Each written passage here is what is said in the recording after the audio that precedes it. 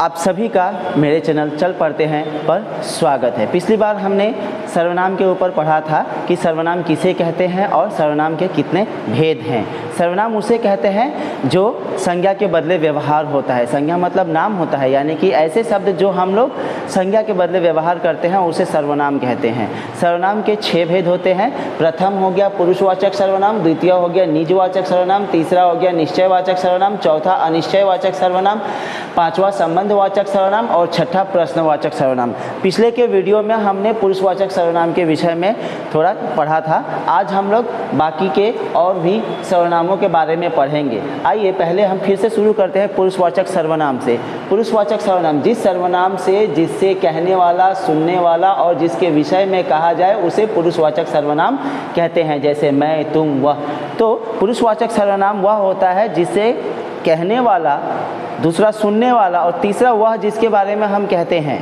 यानी कि इसमें पुरुषवाचक सर्वनाम में 3 प्रकार होते हैं। प्रथम पुरुषवाचक, द्वितीय पुरुषवाचक या मध्यम पुरुषवाचक और तीसरा हो गया अन्य पुरुषवाचक। यानी कि इसमें 3 लोग, जैसे कि मैं कह रहा हूँ तो मैं बोल रहा हूँ, आप सुन रहे हैं और मैं सर्वनाम के बारे में कह रहा हूँ, तो यह अन्य पुरुषवाचक हो गया। मैं प्रथम पुरुषवाचक हो गया और आप मध्यम पुरुष या द्वितीय पुरुषवाचक सर्वनाम कहलाएंगे। तो इसमें हम लोग मैं, तुम, वह का प्रयोग करते हैं। दूसरा है निजवाचक सर्वनाम।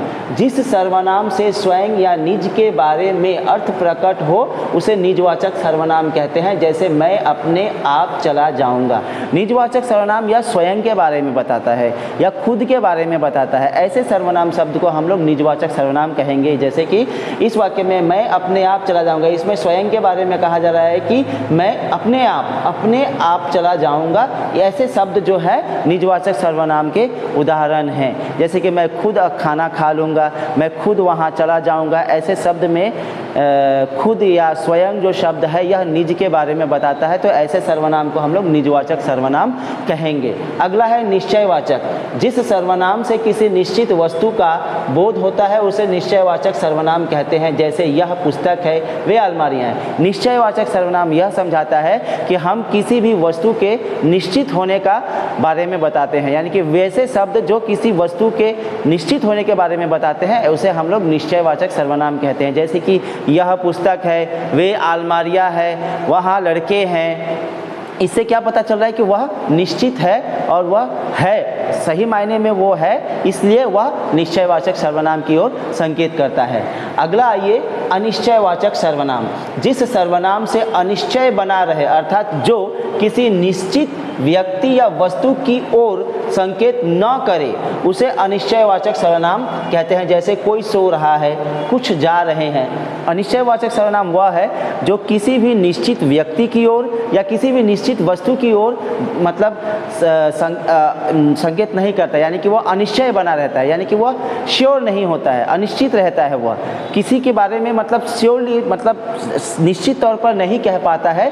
ऐसे शब्द को हम लोग अनिश्चयवाचक सर्वनाम कहेंगे। जैसे कि कोई सो रहा है, कोई सो रहा है, हम यह नहीं कह सकते हैं कि कौन सो रहा है। कोई सो रहा है लेकिन उसके बारे में हमें पता नहीं, लेकिन वहाँ पर कोई तो सो रहा है, तो कोई शब्द हो गया। कुछ जा रहे हैं, यानी कि एक से अधिक कुछ जा रहे हैं, कुछ लोग जा रहे हैं, कुछ बन रहा है, कुछ खाना खाया जा रहा है, लेकिन क्या खाया जा रहा है, क्या बन रहा है, या कौन जा रहे हैं। कुछ जा रहे हैं लेकिन कौन लोग जा रहे हैं इसके बारे में हमें पता नहीं, यानी कि अनिश्चित है, हम निश्चित तौर पर नहीं कह पाएंगे। तो ऐसे सर्वनाम शब्द को हम लोग अनिश्चयवाचक सर्वनाम कहते हैं। अगला है संबंधवाचक सर्वनाम। जिस सर्वनाम से किसी एक शब्द या वाक्य के किसी अन्य शब्द या वाक्य से संबंध का बोध हो उसे संबंधवाचक सर्वनाम कहते हैं। यानी कि संबंध मतलब संबंध बताना।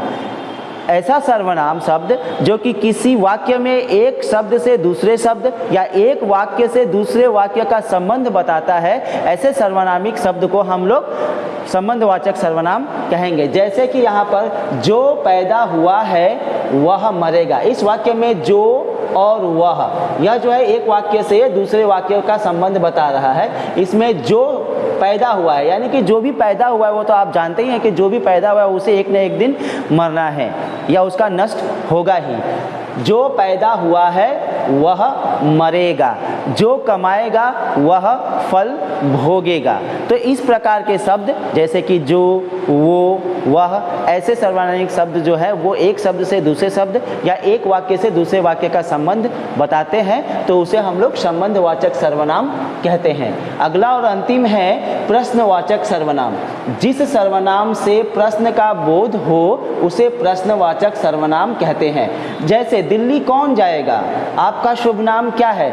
यानी कि ऐसे सर्वनामिक शब्द, यानी कि ऐसे सर्वनाम शब्द, ऐसे शब्द जो कि सुनने से हमें यह पता चले कि यह प्रश्न की ओर ध्यान दे रहा है, यानी कि प्रश्न किया जा रहा है। जैसे कि आप कौन हैं, आप कहाँ रहते हैं, आप क्या खा रहे हैं, दिल्ली कौन जाएगा, आपका शुभ नाम क्या है। यहाँ पर कौन, क्या, यह जो शब्द व्यवहार किया गया है यह प्रश्न किया जा रहा है, तो ऐसे शब्द को हम लोग प्रश्नवाचक सर्वनाम कहते हैं। तो ठीक है, यहाँ पर हम लोग फिर से समझेंगे कि सर्वनाम के भेद 6 है। पुरुषवाचक, निजवाचक, निश्चयवाचक, अनिश्चयवाचक, संबंधवाचक और प्रश्नवाचक। उम्मीद है कि मेरे इस वीडियो से आप लोग सर्वनाम के भेदों के बारे में अच्छी तरह समझ पाए होंगे। आपसे अनुरोध है कि आप मेरे इस वीडियो को शेयर करें, मेरे चैनल को सब्सक्राइब करें, बेल आइकन को क्लिक करें और मेरे वीडियो को लाइक करें। इसके लिए आपको बहुत बहुत धन्यवाद।